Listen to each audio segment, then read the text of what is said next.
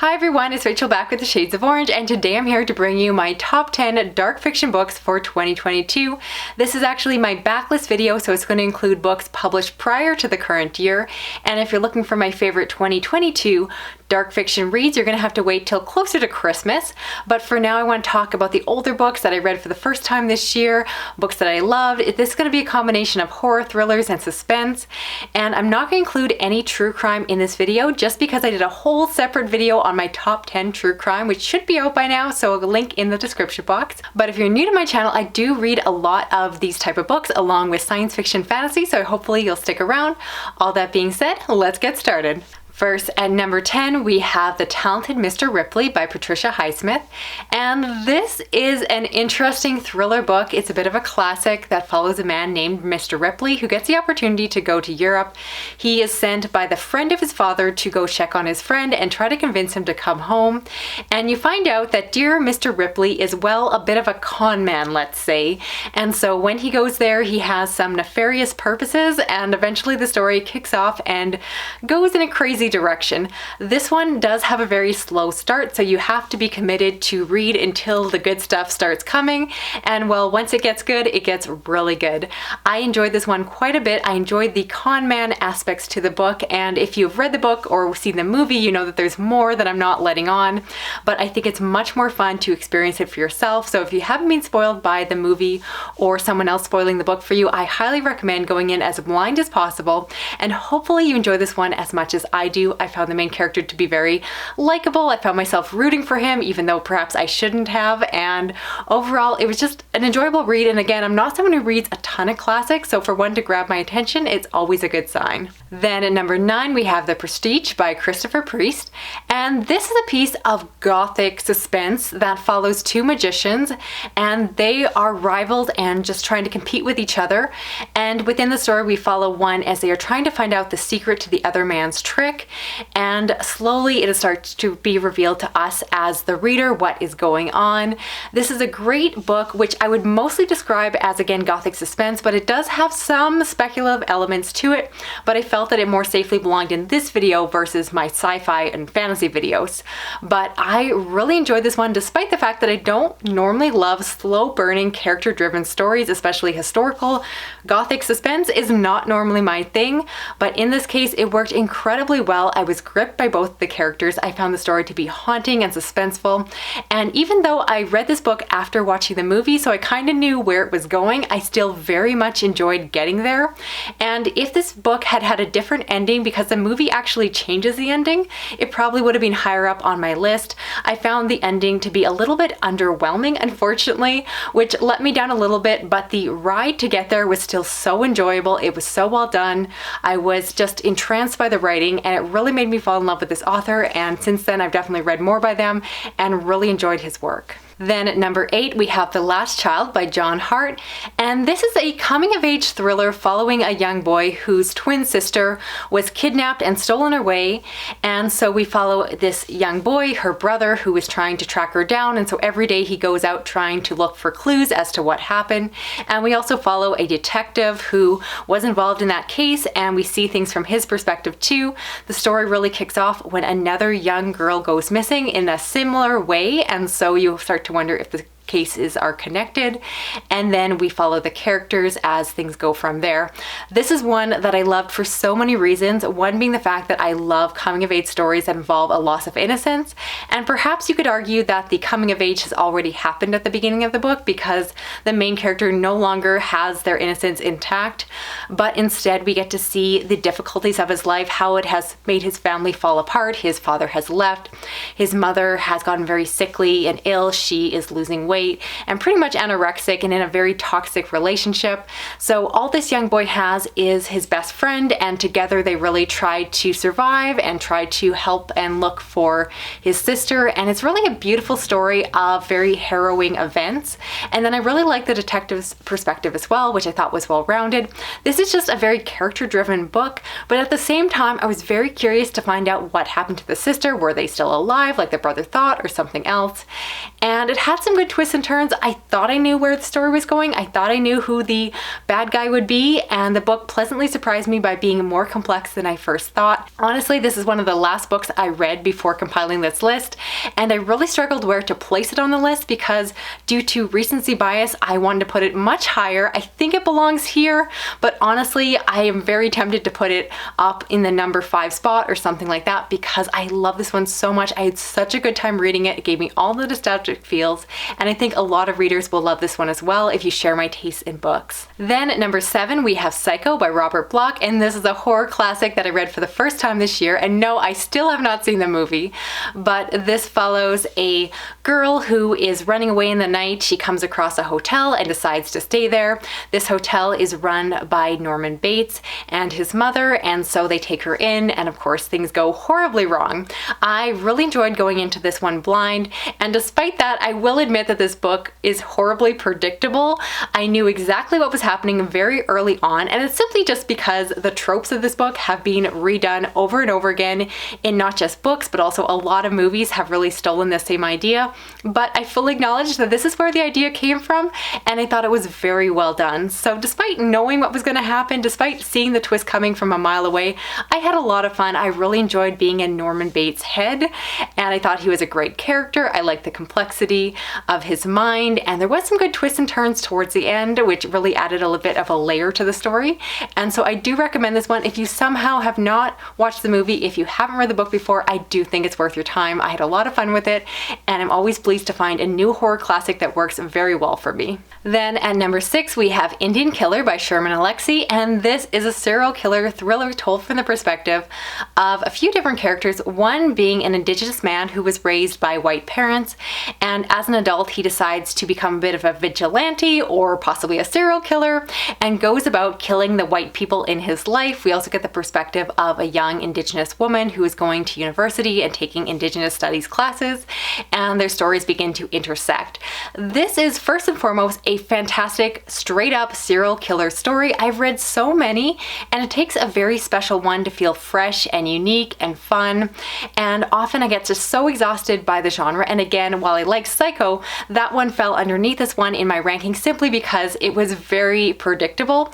This one just felt very out of the box. I didn't trust that I knew where the author was going to go. I liked the direction of it, and I thought again it was fierce. It did not hold back. It was fun and very exciting, and of course at the same time it has some great own voices perspective on Indigenous life, some great commentary, and some very cutting remarks. And I thought it was just the right blend of one of my favorite genres, which again has been overdone so many times, and still managed to have some really great discussions within it without ever feeling preachy or like the author was getting on a soapbox. So highly recommend. I feel like it's a sleeper hit, and I would love more people to check it out. Then at number 5, we have My Dark Vanessa by Kate Elizabeth Russell, and this is more of a dark suspense book that has more contemporary elements than the other books I have on this list, but it was so dark and gripping, and I have to talk about it here. If you somehow don't know about this bestseller book, this follows a young woman who back in boarding school was involved with an older man, a teacher who inappropriately took her in, and it follows his pedophilia surrounding her, and then she's looking back as an adult and trying to reflect back on her past. And while she doesn't exactly see herself as a victim, instead she sees herself as a willing participant. But as the story goes on, you get to see the complications of her life, both in the past and present, and how it really affected her. And I think it's just an incredibly amazing book to write because it is so unflinching and honest, and it talks about a topic that so many other authors would not touch with a 10-foot pole. And so I really like that she doesn't even write the story as black and white. Again, the characters themselves have some really complicated discussions, and there's a lot of moral ambiguity built into the story that you think would be just really obvious, but they show the complications of trying to prosecute a case like this and the unwillingness of victims to see themselves as victims because of the effects on their psyches. And so I think it's a really fascinating story. I think it's so important in the days of the Me Too movement. And yeah, it was uncomfortable. So the scenes back in the day were so uncomfortable. The scene with the pajamas, I cannot get out of my head. It is scarring me for life. But was it a book that left a huge impression on me? Absolutely. Was it a book that I think was really important to write and really important to read? Of course, as long as it's not your personal content or trigger warnings, but if you can handle it, I think it's a really important, nuanced story that left a really powerful impression on me, and one that I definitely recommend to the right audience, again, if you can handle it, if it's up your alley. Then at number 4, we have The Delicate Dependency by Michael Talbot, and this is a horror vampire story, which I never thought would crack my top 5 on a list. But in this story, we follow a man who works as a doctor. He comes across a man who's been in an accident, and he takes him in and helps him to get back to health. He forms a relationship with his family, and then one day, one of his daughters is stolen away in the night, and the story goes from there.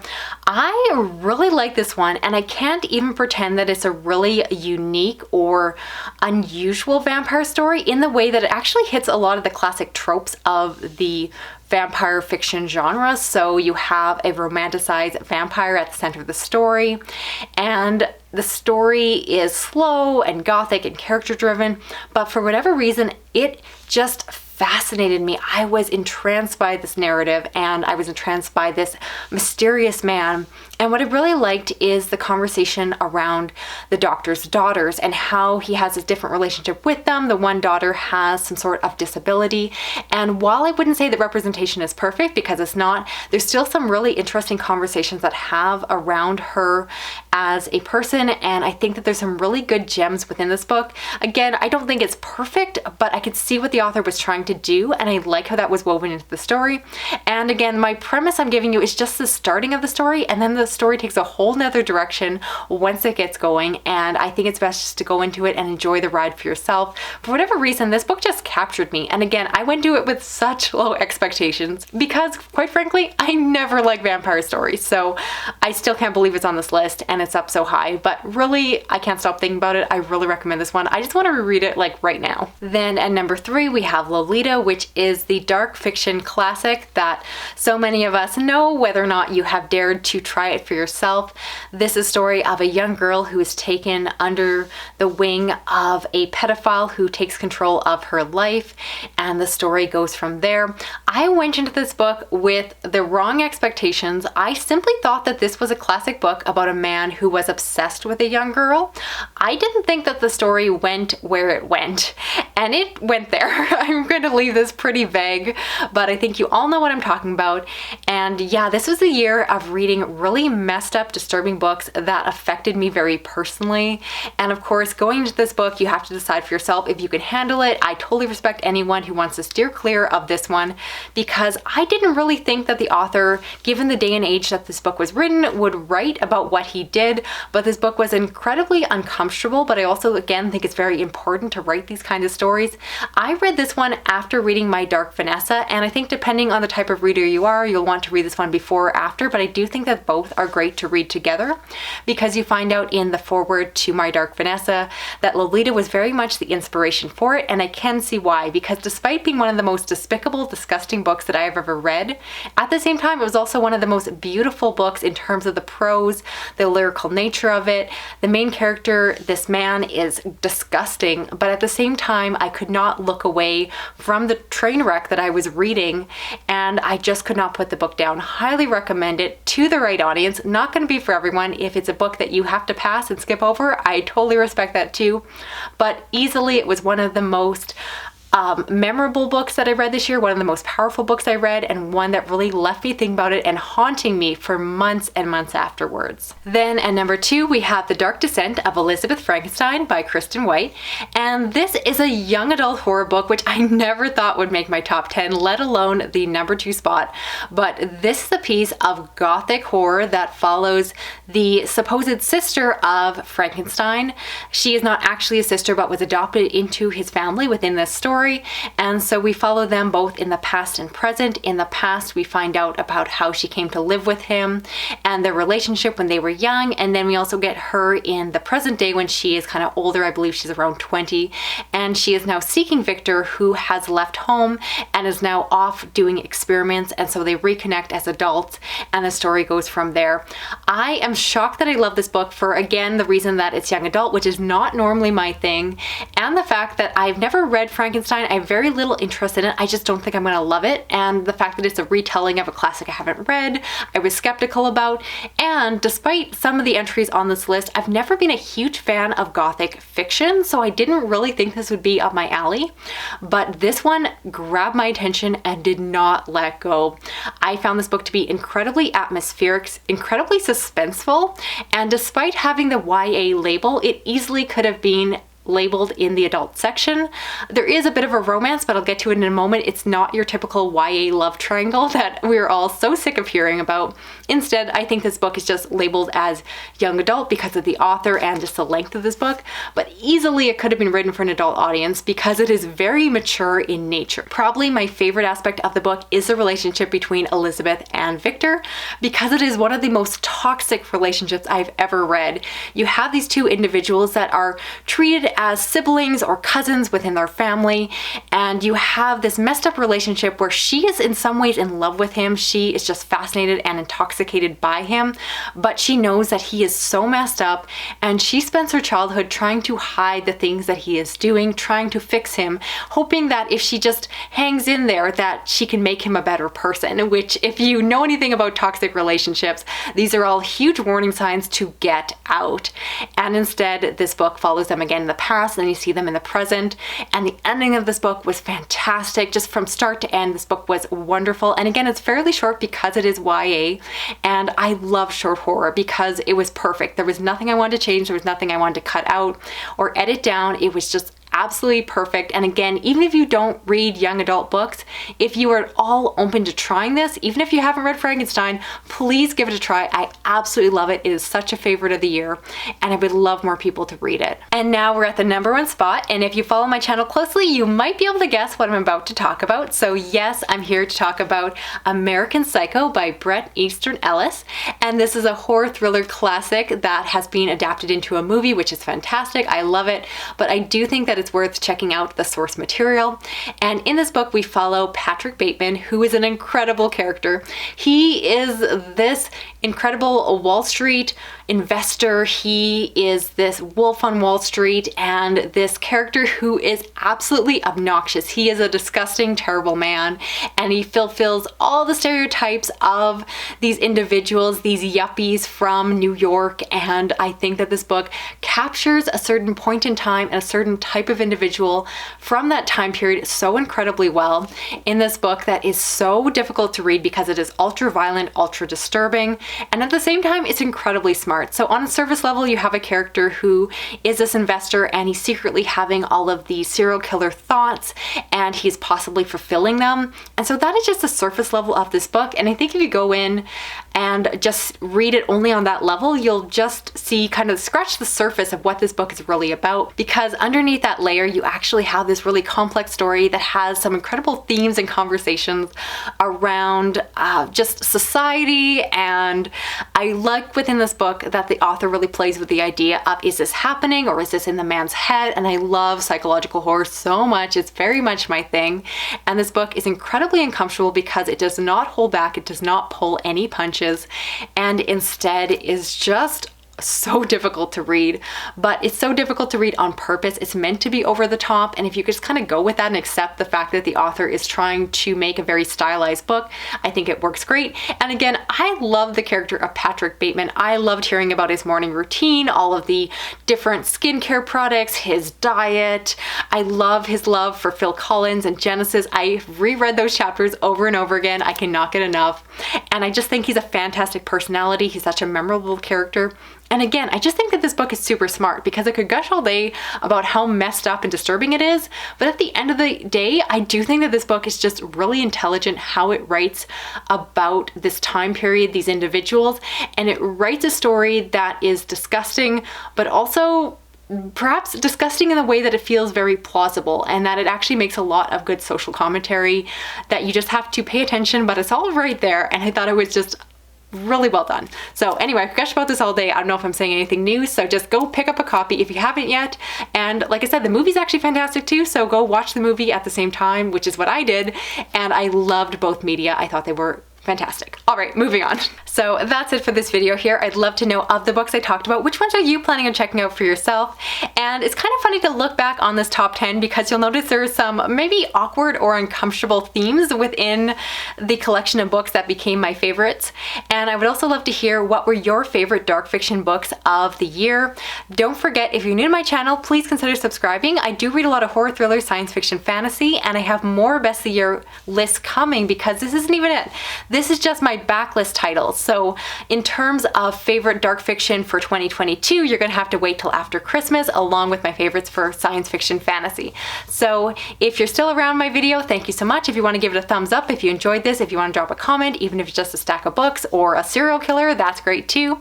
And if you want to share this around online, if you know other people that love dark, messed up books as much as I do, I always appreciate that. And if you wanna hit that little notification bell, you'll never miss a video. Thanks so much for watching. I'll talk to you again soon. Okay, bye-bye.